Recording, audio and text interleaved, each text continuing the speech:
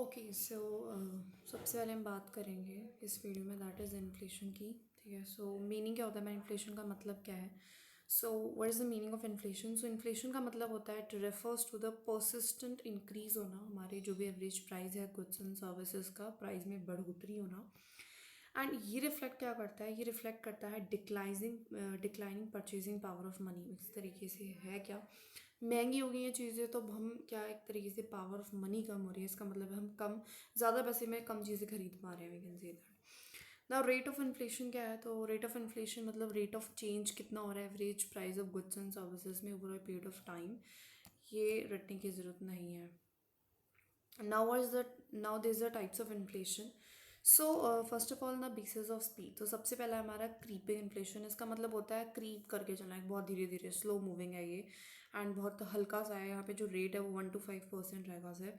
Then this a walking inflation. इसका मतलब है जो प्राइस राइज होता है मॉडरेटली, एंड एनुअल जो इन्फ्लेशन रेट है वो सिंगल डिजिट का रहेगा, मतलब थोड़ा सा वॉक कर रहा है एक तरीके से इन्फ्लेशन। यहाँ पे रनिंग मतलब बहुत तेज चल रहा है, it's like a running. And जो इसकी स्पीड होगी that is 10 to 20% per annum होगी। एंड हमारा गैलोपिंग इन्फ्लेशन, इसका मतलब है बहुत ज़्यादा हाइपर इन्फ्लेशन है। ठीक है, एंड बिल्कुल अनमैनेजेबल हाई इन्फ्लेशन हो चुका है। दैट मीन्स 2 to 3 डिजिट का यहाँ पे इन्फ्लेशन है। ठीक है, और 20 to 100% के बीच में लाई करेगा, इस तरीके से ज़्यादा घुसना नहीं है ना। बेस्ड ऑन द कॉजेज के बेसिस पे तो पहला आता है डिमांड पुल, मतलब डिमांड की वजह से डिमांड जो है बहुत ज़्यादा हाई हो गई है, डिमांड इंक्रीज़ हो गई, उसकी वजह से जो प्राइस है वो इंक्रीज़ हो गया है, एंड इसकी वजह से हमारा डिमांड फॉर इन्फ्लेशन, इस वजह से महंगाई चल रही है।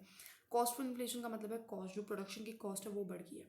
सो उससे क्या होगा, हमारा रिडक्शन हो जाएगा सप्लाई में, और उसकी वजह से दोबारा क्या हो जाएगा, ड्यू टू क्या, इंक्रीज्ड जो प्राइसेस है इनपुट के, मतलब इनपुट जो है उसकी जो भी रॉ मटेरियल है उसके प्राइसेस बढ़ गए, इस वजह से उसकी सप्लाई कम हो जाएगी। और जब भी सप्लाई कम होती है तो हमारे जो प्राइसेस हैं वो बढ़ जाते हैं, राइट।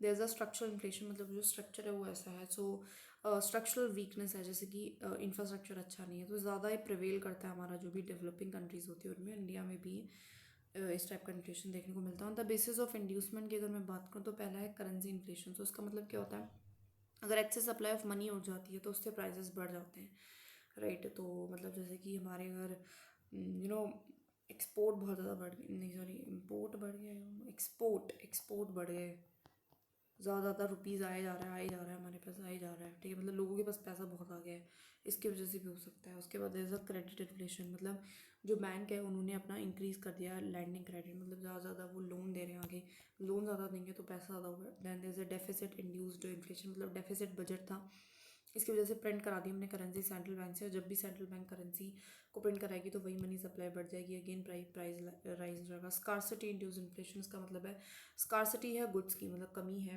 एंड इधर ड्यू टू या फिर फॉल इन प्रोडक्शन हो चुका है, या फिर due to hoarding and black marketing हो रही है चीज़ों की।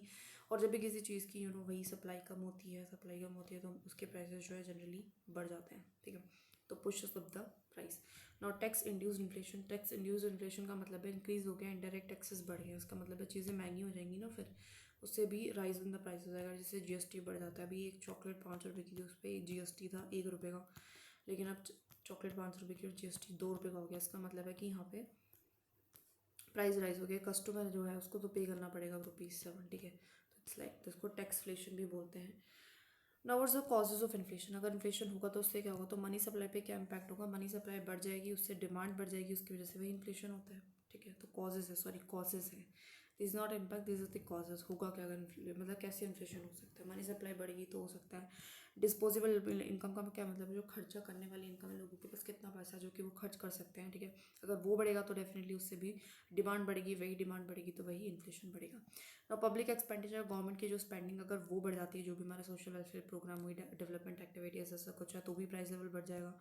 चीप मनी पॉलिसी है, मतलब यहाँ पे जो भी है टाइट नहीं है, लूज है मनी पॉलिसी, इसका मतलब जितने भी रेट है वो डाउन वाउन होंगे, तो जो पैसा है वो मार्केट में बढ़ जाएगा, फिर डिमांड बढ़ जाएगी, एंड सेम वही प्राइस राइज हो जाएगा। डेफिसिट फाइनेंसिंग हमने भी बात करी थी, फाइनेंस करने के लिए डेफिसिट को हम क्या करते हैं, बोरो करते हैं from the public and even, और क्या करते हैं, प्रिंट करते हैं ज़्यादा नोट्स, तो ये जो डिमांड है वो फिर दोबारा से इंक्रीज हो जाती है उसके, तो इस वजह से दोबारा से जो है प्राइस राइज हो जाते हैं। देन उसके बाद रीपेमेंट ऑफ पब्लिक डेप्ट, अगर हमारी जो गवर्नमेंट है रीपे करेगी अपनी जो भी पहले डेप्ट उसने ले रखा था पास्ट में, तो उससे क्या होगा, money supply with public increase हो जाएगी। ठीक है, रीपेज इट्स पास्ट इंटरनल डेब्ट टू द पब्लिक, लोगों को देगी वापस, ठीक है। तो लोगों के पास मनी सप्लाई बढ़ जाएगा, तो उसकी वजह से क्या होता है, एग्रीड डिमांड वही दोबारा से बढ़ जाएगा, वही प्राइस बढ़ जाएंगे।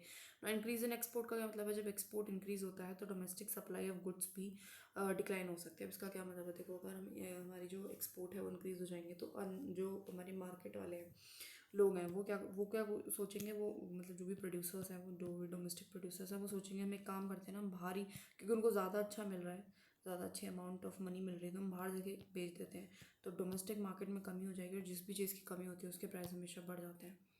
तो मेजर्स क्या इन्फ्लेशन इंडिया में, अगर मैं बात करूँ तो होलसेल प्राइस इंडेक्स है।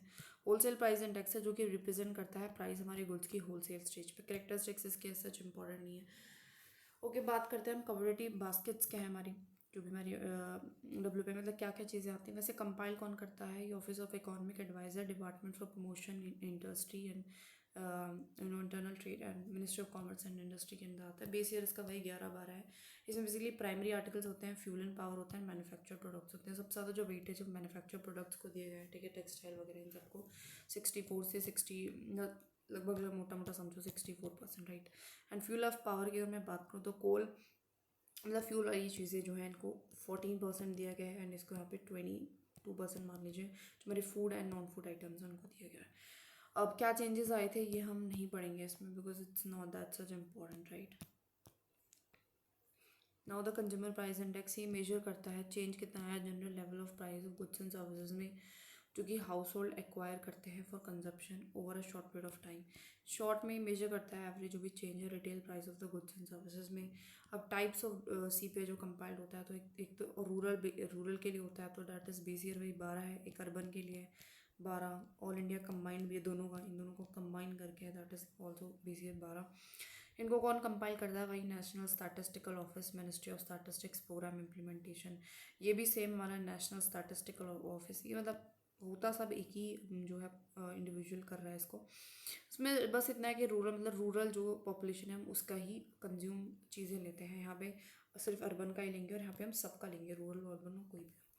सो इंडेक्स जो है ये बेसिकली जो ये वाला इंडेक्स है दैट इज CPI का कंबाइंड, ये RBI यूज़ करती है, ठीक है। CPI as a whole sole inflation measure के लिए, मतलब इसी को यूज़ करती है इन्फ्लेशन नापने के लिए, और उसी से फिर उसके अकॉर्डिंग अपनी मॉनेटरी पॉलिसी को डिज़ाइन करती है।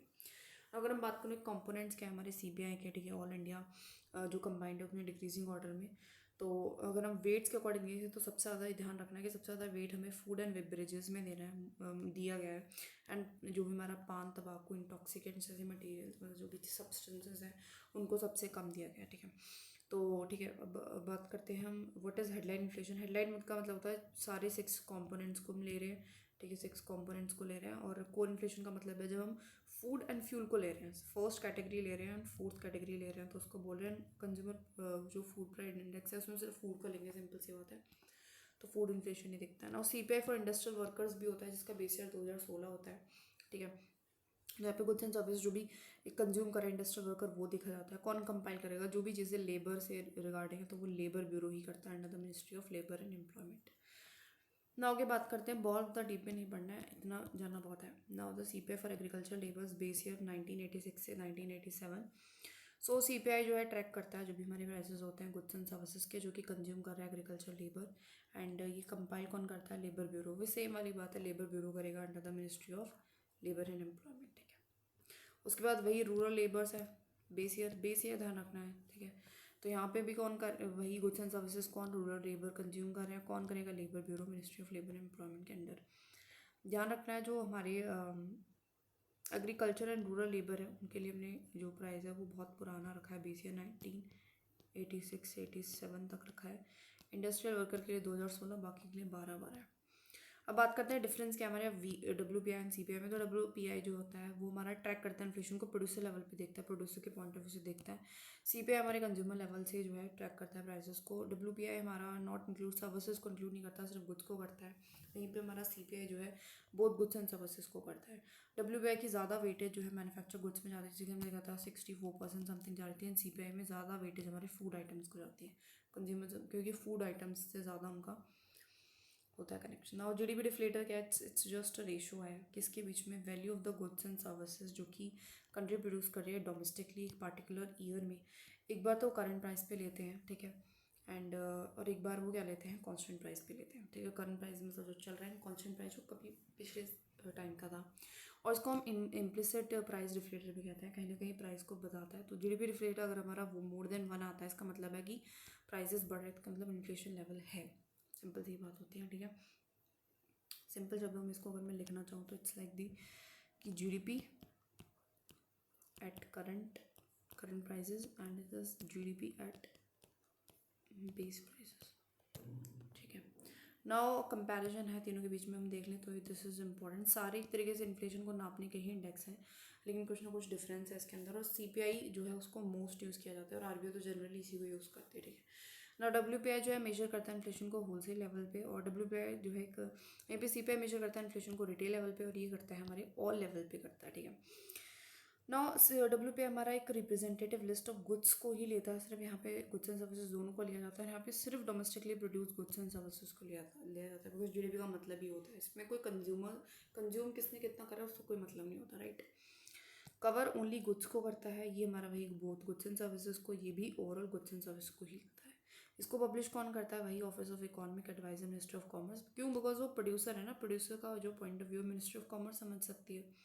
सीबीआई को एक्चुअली सीएसओ नहीं है, this is NSO, national statistical office करता है। जीडीपी रिफ्लेटर को हमारा वही ministry of statistics and programme implementation कर रखता है। डब्ल्यूपीआई रिलीज होता है हर महीने, ध्यान रखना। सीपीआई भी हर महीने का आता है, लेकिन ये हमारा क्वार्टरली बेसिस पे होता है, तो दिस इज इंपॉर्टेंट, ठीक है ना। इम्पैक्ट क्या होंगे इन्फ्लेशन के? तो जब भी इन्फ्लेशन होगा तो उससे क्या होगा, जो हमारी परचेजिंग पावर है, यहीं से पढ़ते हैं, देखो परचेजिंग पावर क्या होगी, कम हो जाएगी। अब हम ज़्यादा पैसे में कम चीज़ें खरीद पा रहे हैं। सेविंग्स पे क्या होगा, शॉर्ट टर्म में अगर हम बात करें तो हमारी सेविंग्स जनरली बढ़ती है, क्योंकि महंगाई बढ़ रही है, तो हम जनरली ऐसा सोचते हैं कि हमें सेव करना चाहिए सो दैट हम फ्यूचर के लिए थोड़ा बेटर रहें। लेकिन अगर हम बात करें मीडियम एंड लॉन्ग टर्म में, तो हमारी जो सेविंग्स है वो कम होगी, क्योंकि महंगाई इतनी ज़्यादा बढ़ती रहेगी, तो हमें अपने पैसे सेविंग्स को मतलब डिसेविंग करना पड़ेगा, right. On the rate of interest की अगर मैं बात करूँ, रेट ऑफ इंटरेस्ट जो है वो भी फॉल करता है, क्योंकि इन्फ्लेशन बहुत ज़्यादा होता है जो सेविंग्स का होता है, ठीक है। एंड जो अवेबिलिटी ऑफ मनी, मतलब क्या करेगा जो बैंक अगर बहुत ज़्यादा महंगाई करी तो कम और कम कम पैसे देगा ना, जिससे कि महंगाई थोड़ी कर्ब हो, ठीक है। तो अवेबिलिटी ऑफ मनी जो है बैंक में डिक्लाइन हो जाती है, क्रेडिट भी कॉस्टलियर हो जाता है, उसकी वजह से लोग कम रखवाना शुरू कर देंगे, उससे और ज़्यादा क्या हो जाएगा, जो ये क्रेडिट बहुत ज़्यादा महंगा हो जाएगा। एंड कॉन्सिक्वेंटली जो बैंक है वो रेज कर देंगे हमारा रेट ऑफ इंटरेस्ट को, और मैच करने के लिए डिमांड को, ठीक है। मतलब वो डिमांड को करने के लिए दैट इज़ वो इंटरेस्ट को बढ़ा देंगे, फिर ज़्यादा लोग क्या हैं बैंक में पैसे रखेंगे। अब ऑन लैंडिंग पे क्या होगा, जो इन्फ्लेशन रेट है वो कंटिन्यू टू राइज, बढ़ता जाएगा। मीडियम एंड लॉन्ग टर्म में बैंक जो है फोर्स किए जाएंगे कि वो अपनी लैंडिंग रेट को अंदाज क्रेडिट जो है उसको कम करें। मतलब सिंपल सी बात है, इन्फ्लेशन है तो लैंडिंग ऑलरेडी बहुत पैसा है, तो लैंडिंग को कम करेंगे ना बैंक, तो वही वाली बात है। उसके बाद इन्वेस्टमेंट पे क्या इम्पैक्ट पड़ेगा, सो शॉर्ट रन में डेफिनेटली जो इन्फ्लेशन है उससे इंक्रीज होगा डिमांड, क्योंकि ऐसा इन्फ्लेशन ज़्यादा होने का मतलब है कि आप पे जो इंटरेस्ट है ऑन इन्वेस्टमेंट, ठीक है, इसका मतलब है जो इंटरेस्ट ऑन इन्वेस्टमेंट है वो भी ज़्यादा मिलेगा, ठीक है। लेकिन लॉन्ग टर्म में क्या होगा, लॉन्ग टर्म में क्या होगा कि इतनी ज़्यादा महंगाई बढ़ जाएगी, फिर मीडियम में कहें तो लॉन्ग टर्म में क्या होगा कि रेट ऑफ इन्फ्लेशन इतना ज़्यादा राइज हो जाएगा कि क्रेडिट कॉस्टली लगने लगेगा, महंगी लगने लगेगी जो चीज़ें, मतलब जो अगर आपको लोन लेना तो फिर वो महंगा हो जाएगा इन्वेस्टमेंट करने के लिए, तो उससे इन्वेस्टमेंट हमारी गिर सकती है, ठीक है, और ये हैम्पर करेगा growth in the economy. On the level of the aggregate demand and aggregate supply, तो बेसिकली इन्फ्लेशन जो है अगर बढ़ता है तो हमेशा जो कॉस्ट है रॉ मटेरियल की वो भी बढ़ जाती है, एंड इसकी वजह से सप्लाई हमारी गिर जाती है, डाउनफॉल हो जाता है। In the medium and long term run में जो रेट ऑफ इन्फ्लेशन है वो बढ़ता रहेगा, परचेजिंग पावर जो मनी की वो इरोड होती रहेगी, एंड एग्रीगेट डिमांड भी गिर जाएगी। बाद में ऐसे होगा कि डिमांड गिर जाएगी, बट पहले टाइम में जो है कि अगर इन्फ्लेशन होता है तो वही डिमांड बढ़ती है, डिमांड बढ़ती है तो फिर वही, और अगर सप्लाई नहीं बढ़ती है तो हमारी वही डिमांड भी गिर जाएगी, सिंपल सी बात है। अनएम्प्लॉयमेंट की अगर मैं बात करूँ तो शॉर्ट टर्म में क्या होगा कि माइल्ड इन्फ्लेशन से क्या होगा, इंक्रीज़ होगी हमारे aggregate demand goods and services की, और इससे प्रोडक्शन भी अच्छा होगा, एम्प्लॉयमेंट भी अच्छी मिलेगी लोगों को। लेकिन वेजेस या गए तो मीडियम टर्म में रेट ऑफ इन्फ्लेशन इतना ज़्यादा बढ़ जाएगा कि जो परचेजिंग पावर है मनी की वो इरोड होती रहेगी, एंड वर्कर्स भी डिमांड करेंगे भैया मैं ज़्यादा पैसे दो, कर नहीं चल रहा, क्योंकि चीज़ें महंगी हो गई हैं। और उसकी वजह से जो इन्वेस्टमेंट है बिजनेस में वही फॉल हो जाएगी, क्योंकि क्यों, बिकॉज अब उनकी जो प्रोडक्शन की कॉस्ट है, बिकॉज वेजेस की डिमांड बढ़ रही है तो वो भी बढ़ जाएगी, उसकी वजह से फिर जो इन्वेस्टमेंट पे जो फ़ायदा होना था वो कम हो जाएगा एक तरीके से, ठीक है, इट विल डिक्रीज। तो इस वजह से फिर हमारा क्या होगा, इन्वेस्टमेंट कम हो जाएगी, और फिर इन्वेस्टमेंट कम तो employment come. On the salary section of this society. अब कुछ नहीं है, जिनको सैलरी मिल रही है तो राइज हो गया, तो चीज़ें महंगी पड़ रही हैं उनके लिए, तो उनके लिए थोड़ा नेगेटिव इंपैक्ट पड़ेगा उनकी स्टैंडर्ड ऑफ लाइफ को मेंटेन करने में। On the fixed income group, जिनकी इनकम ही फिक्स्ड है तो उनको बहुत ज़्यादा ड्यू टू इन्फ्लेशन बहुत ज़्यादा सफ़र करना पड़ेगा, क्योंकि इनकम कांस्टेंट है, प्राइसेस बढ़ रहे हैं, तो डेफिनेटली वो बहुत सफ़र करेंगे। इंपोर्ट में क्या हमारा इम्पैक्ट पड़ेगा, हमारे यहाँ पे जो करेंसी जो फॉल कर जाएगी due to the inflation, and जो इम्पोर्ट है वो हमारे लिए कॉस्टलियर बन जाएंगे। ठीक है, ठीक है। सो दिस इज़ बिकॉज हम क्या करें, अभी हमें ज़्यादा रिक्वायर टू पे मोर डोमेस्टिक करेंसी है इम्पोर्ट करने के लिए same quantities of goods and services. मतलब वही वाली बात है कि हमें ज़्यादा पैसे देने पड़ेंगे वही डॉलर वाली चीज़ को खरीदने के लिए। एक्सपोर्ट की बात करूँ, जनरल में जो एक्सपोर्ट है उसको बेनिफिट मिलता है जब इन्फ्लेशन का टाइम होता है, जो वॉल्यूम ऑफ एक्सपोर्ट है वो बढ़ जाता है। ठीक है, क्योंकि जो वैल्यू ऑफ करेंसी है वो गिर गई होती है, वैल्यू ऑफ करेंसी गिर गई है, मतलब उनको हमारी जो रुपीज़ है वो सस्ता पड़ रहा है, सस्ता। जब उनको हमारा रुपीज़ सस्ता पड़ेगा तो वो हमारे यहाँ से चीज़ें खरीदेंगे, इस वजह से रियल टर्म्स में। लेकिन वैल्यू ऑफ एक्सपोर्ट डिक्रीज हो जाता है बिकॉज हायर डोमेस्टिक प्राइसेस की वजह से हो सकता है कि एक्सपोर्टर क्या करें, वो डोमेस्टिक मार्केट में ही सेल करना शुरू करते हैं, क्योंकि पैसे तो यहाँ पे भी अच्छे खासे मिल रहे हैं। So further higher cost of production, फिर उसकी वजह से वही हायर मतलब interest rate and lower investment की वजह से भी नेगेटिवली इंपैक्ट पड़ता है हमारी सप्लाई चेन पे। चीज़ें महंगी होगी तो सप्लायर भी सोचता है कि इतना प्रोड्यूस करने का क्या फ़ायदा, बचत तो कुछ होनी नहीं है, थोड़ा खिचड़ी पक गई।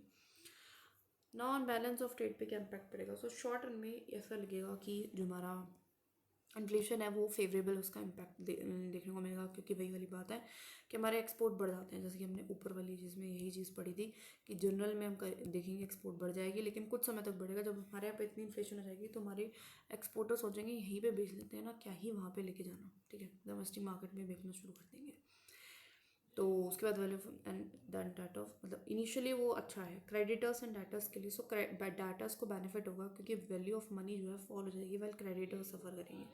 एक मतलब इट्स लाइक अ थिंग कि 10,000 रुपये थे, ठीक है, किसी टाइम पे आपने जो है एक लेटर ए इन्हें दिए बी को, तो बी के लिए तो वो कुछ भी नहीं है, लाइक क्योंकि महंगाई बढ़ रही है, सैलरी भी बढ़ती है साथ साथ, तो वो इजीली दे सकता है। उसके लिए 10,000 की वैल्यू उतनी नहीं है उस टाइम पे। एक के लिए 10,000 की वैल्यू 1 लाख थी, लेकिन आज मतलब 10,000 ही थी समझ लो, आज के टाइम पे वो 10,000 की जगह 1,000 हो गई, तो उसको देना ईजी है, तो डेटर्स को फ़ायदा है और क्रेडिटर्स सफ़र करेंगे बस। टैक्स पेयर्स पे क्या होगा, उनको एडवर्सली इफेक्ट करना पड़ेगा। ठीक है, this is because both direct indirect tax बढ़ जाएंगे। क्यों? क्योंकि इन्फ्लेशन है तो टैक्स रेट को बढ़ाना ही पड़ेगा to curb the inflation. Due to inflation government employees भी उनको ये इतना ज़्यादा मत ही करना। ठीक है, मतलब कुछ नहीं, दे रिक्वायर्ड टू पे द हायर इनडायरेक्ट टैक्सेस ना देना पड़ेगा, इनडायरेक्ट टैक्सेस भी बढ़ जाएंगे, डायरेक्ट टैक्सेस भी बढ़ जाएंगे। ओवरऑल जो टैक्सेशन बर्डन है वो लोगों पे बढ़ जाएगा, इतना ही हमें ध्यान रखना है। ठीक है, उसके बाद मेजर्स क्या, हम किस तरीके से कंट्रोल कर सकते हैं इन्फ्लेशन को। तो पहला है मॉनेटरी पॉलिसी।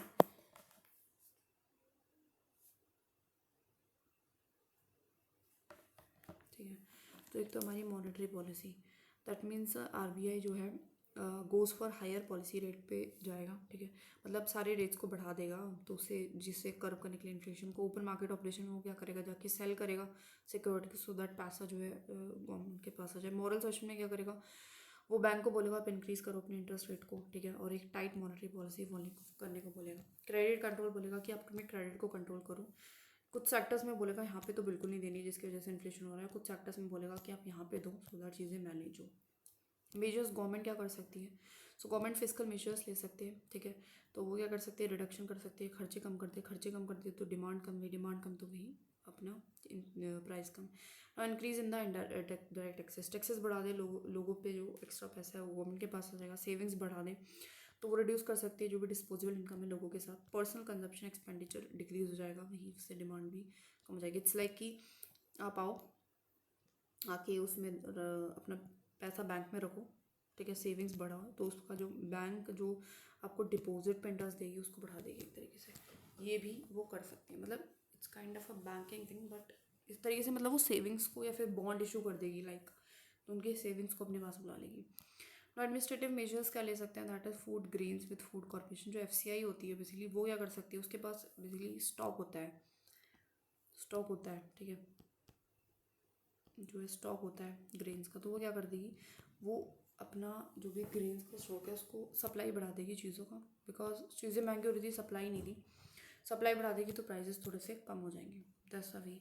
वेज कंट्रोल क्या है basically, it's a showing of a good pay growth है, एक इफेक्टिव वे है कंट्रोल करने का इन्फ्लेशन को, ठीक है। तो ये अच्छी तरीके से कंट्रोल करता है। कॉस्ट पुश इन्फ्लेशन को लेसर हम कर सकते हैं, मतलब ये स्लो ग्रोथ रेट का मतलब है कि वेजेस को धीरे धीरे बढ़ाओ, तो उसकी वजह से जो डिमांड फुल इन्फ्लेशन है, जो बिकॉज लोगों की सैलरी धीरे धीरे बढ़ेगी तो धीरे धीरे डिमांड बढ़ेगी, एकदम से आसानी की डिमांड बढ़ जाएगी, उससे इन्फ्लेशन नहीं होगा। एसेंशियल कमोडिटीज एक्ट का इसका मतलब बेसिकली एक एक्ट था जिसमें गवर्नमेंट क्या है डिक्लेयर कर सकती है किसी भी कमोडिटी को एसेंशियल, और उस एसेंशियल कमोडिटी के जो प्राइजेस हैं वो हमेशा एक रीजनेबल प्राइजेस पे ही उसको बेचा जाएगा, तो ये इंश्योर गवर्नमेंट करती है। नाउ एक्सपोर्ट को बैन कर सकती है, तो गवर्नमेंट बैन कर सकती है, पुट करा सकती है limit on the export of food items ऐसे टाइम पे, बिकॉज अगर एक्सपोर्ट चीज़ें होती हैं तो हमारे यहाँ पे शॉर्टेज पड़ जाएगी, ठीक है, शॉर्टेज पड़ जाएगी और शॉर्टेज की वजह से फिर वही प्राइजेस बढ़ जाएंगे, तो उसको भी अवॉइड करा सकते हैं, इस तरीके का भी इन्फ्लेशन आता है, ठीक है। नाउ या अनरिड्यूस कर सकते हैं इम्पोर्ट ड्यूटीज़ को भी, और ये भी अलाउ कर सकती है कि आप ठीक है इम्पोर्ट कर लो इसेंशियल चीज़ों का, ठीक है, तो ये भी करती है। डी होर्डिंग का मतलब है गवर्नमेंट डिटेन कर सकते हैं इंडिविजुअल्स को जो कि इंगेजेस एक्टिविटीज़ में, जो कि होर्डिंग वगैरह क्रिएट करते हैं, आर्टिफिशियल स्कार्सिटी करते हैं एसेंशियल कमोडिटीज से जानबूझ के करते हैं, सो दैट उनके प्राइसेस बहुत ज़्यादा हाई हो जाते हैं फिर, सो इस चीज़ को भी वो चेक ऑन करेगी, उस चीज़ को भी। और द मिसलेनियस कंसेप्ट्स क्या है जो इन्फ्लेशन से रिगार्डिंग है, तो पहला है डिफ्लेशन। डिफ्लेशन का मतलब होता है कि डिक्रीज होना जनरल प्राइस लेवल हमारे गुड्स एंड सर्विसेज में, तो अभी मंदी बढ़ जाती है मार्केट और प्राइसेस एकदम डाउन हो जाते हैं, तो यहाँ पे जो एग्रीगेट प्राइसेस है इकोनॉमी में fall from the previous level से भी नीचे गिर जाएंगे और इससे कॉन्ट्रैक्शन हो जाएगा इकोनॉमी में, ठीक है। एंड जो हमारा डिफ्लेशन है वो डिस्करेज करता है कंज्यूमर की स्पेंडिंग को, बिकॉज वो एक्सेप्ट करते हैं कि फर्दर जो प्राइस है वो डिक्लाइन होंगे, मतलब चीज़ें और सस्ती होंगी मैं तो तभी खरीदूंगा, it's like that. Now what is disinflation? Disinflation का मतलब होता है स्लो डाउन होना इकोनॉमिक ग्रोथ में, मतलब यहाँ पे कोई इन्फ्लेशन भी नहीं आ रहा है, डिफ्लेशन भी नहीं आ रहा है, बस स्लो डाउन हो रहा है इकोनॉमिक ग्रोथ में एक तरीके से, मतलब इन्फ्लेशन का उल्टा भी हम कह सकते हैं, बिकॉज जब इन्फ्लेशन होता है तो ग्रोथ भी होती है, सो इट मीन्स जो ग्रोथ रेट है हमारा वो काफ़ी डिक्रीज हो गया है, यूजुअली एक टेम्प्रेरी फेज ही होता है, ठीक है, ज़्यादा नहीं जाना है हमें, ठीक है। हाँ, इतना लिखा गया डिफ्लेशन का मतलब वही does not mean inflation negative है, डिफ्लेशन ऐसा कुछ नहीं है, ऑन द कॉन्ट्ररी इकोनॉमी अभी भी बढ़ रही है बट वो थोड़ा कम रेट से बढ़ रही है, बस इतना ही। स्टैगफ्लेशन का मतलब क्या होता है, सिचुएशन जहाँ पे इंक्रीज इन इन्फ्लेशन हो जाए हाई एम्प्लॉयमेंट के साथ, मतलब अनएम्प्लॉयमेंट बहुत ज़्यादा है और महंगाई भी बहुत ज़्यादा है, ठीक है, तो यहाँ पे इकोनॉमिक ग्रोथ स्लो होती है, तो वहाँ पे ज़्यादा देखने को आपको मिलता है, ठीक है। अब इसके साथ प्रॉब्लम क्या है कि इससे क्या होता है, पॉलिसी लोकजाम हो जाता है, इसका मतलब है पॉलिसी में हम समझ नहीं पाते करना क्या है। अगर गवर्नमेंट लोअर कर देगी इंटरेस्ट रेट्स को, ठीक है, इंटरेस्ट रेट्स को लोअर कर देगी तो हायर प्रोडक्शन हो जाएगी, मतलब क्योंकि इजीली लोन्स मिल जाएंगे एंड देयर बाय डिक्रीज हो जाएगी अनएम्प्लॉयमेंट, ठीक है। लेकिन सेम टाइम पे इन्फ्लेशन भी बढ़ सकता है। ऑन द कॉन्ट्रेरी अगर गवर्नमेंट हायर इंटरेस्ट रेट के लिए जाती है तो फिर उससे डिक्रीज हो जाएगा इन्फ्लेशन, लेकिन वही अनएम्प्लॉयमेंट बढ़ जाएगा, तो मतलब it's a kind of a policy logjam, पता नहीं है ये पॉलिसी में करना क्या है। Now what is deflation? Deflation का मतलब है ऐसी पॉलिसी है प्रोवाइड कर रही है फिस्कल स्टिमुलस, गवर्नमेंट जो है रिकवर करेगी फ्रॉम द रिसेशन, और ये रिप्रेजेंट करती है यानी एक्सपेंशनरी फिस्कल पॉलिसी गवर्नमेंट के थ्रू। दिस मीन्स कि गवर्नमेंट इंक्रीज कर देगी मनी सप्लाई को, लोअर कर देगी टैक्सेस को एंड इंक्रीज कर सकती है अपने खुद के एक्सपेंडिचर खर्चों को, ठीक है, कर देगी। मतलब ओपन इन्फ्लेशन का मतलब क्या होता है, राइज इन द प्राइस में फ्री मार्केट इकोनॉमी में बढ़ जाना। फ्री मार्केट है मतलब जहाँ पे जो भी डिमांड है वो बढ़ी है, इसकी वजह से हमारे जनरल प्राइसेस बढ़ रहे हैं। सो फ्री मार्केट जो होती है इकोनॉमी में, यहाँ पे जो प्राइस ऑफ गुड्स है नॉट, यहाँ पे कंट्रोल हमें मतलब कोई भी कंट्रोल नहीं है गवर्नमेंट का, वही वाली बात है, तभी तो फ्री मार्केट हुई। नाउ हेडलाइन इन्फ्लेशन क्या था? इन्फ्लेशन जिसको मेजर कर रहे थे on terms of all the goods and services sold, मतलब एक कंज्यूमर प्राइस इंडेक्स में से हमने पढ़ा था, कोइन्फ्लेशन भी हमने पढ़ा था, that is non food and non energy inflation को हम लेते हैं, ठीक है। Base effect something base year type है कि हम क्या करते हैं, हम चूज़ करते हैं डिफरेंट रेफरेंस पॉइंट, अगर हमें कंपैरिजन करता है दो डाटा सेट्स में, ठीक है। इन्फ्लेशनरी गैप क्या है, तो डिफरेंस होना रियल एंड पोटेंशियल के बीच में, मतलब यहाँ पे है कि पोटेंशियल नहीं है लेकिन रियल जीडीपी ज़्यादा है, कमी मतलब इतना कर भी नहीं सकती थी इकोनॉमी, उसने हद से ज़्यादा कर लिया है। For the inflationary gap to exist, जो डिमांड होनी चाहिए वो एक्सीड करनी चाहिए प्रोडक्शन को, प्रोडक्शन जितनी हो रही है उससे ज़्यादा तो हमारी डिमांड है, ठीक है। ड्यू टू द फैक्ट, अब किसी भी फैक्टर्स के हो सकती है, तो ट्रेड एक्टिविटीज़ बढ़ रही है, गवर्नमेंट का खर्चा बढ़ रहा है, ओवरऑल एम्प्लॉयमेंट बढ़ रही है। इन्फ्लेशनरी गैप इंडिकेट करता है एक्सपेंशन, मतलब इकॉनमी बहुत ज़्यादा एक्सपेंड कर रही है। डिफ्लेशनरी गैप का मतलब होता है यहाँ पे जो पोटेंशियल जीडीपी है वो हायर है, रियल जीडीपी नॉमिनल है, मतलब हमारे पास पोटेंशियल बहुत है कि हम और ज़्यादा प्रोडक्शन कर सकते हैं लेकिन कर नहीं पा रहे हैं। सो डिफ्लेशनरी गैप एग्जिस्ट कब करता है, जब डिक्रीज हो जाती है demand of goods and services, जो कि रिड्यूस कर देती है प्रोडक्शन को, ठीक है। किसी भी फैक्टर्स की वजह से कर सकते हैं, फिर तो कम एक्टिविटीज़, ट्रेड एक्टिविटीज़ कम हो गया, गवर्नमेंट का खर्चा कम हो गया है, ओवरऑल एम्प्लॉयमेंट कम हो गया, एनीथिंग। डिफ्लेशनरी गैप इंडिकेट करता है पॉइंट ऑफ कॉन्ट्रैक्शन, हमारी इकोनॉमी में कॉन्ट्रैक्शन आ जाता है। Now what is Phillips curve? तो फिलिप्स कर्व जो है वो स्टेट करता है कि इन्फ्लेशन एंड अनएम्प्लॉयमेंट का एक इन्वर्स रिलेशनशिप है।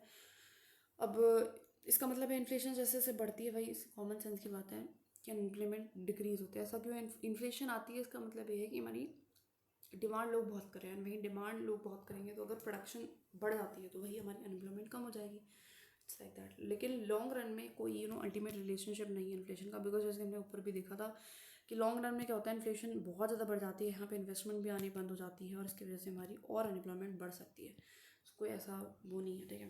और या उसकी वजह से स्टेगनेशन मतलब लॉस ऑफ जॉब्स भी हो सकता है। सिचुएशन जहाँ पे मतलब इन्फ्लेशन में कॉज लेसर और नो एम्प्लॉयमेंट, ठीक है।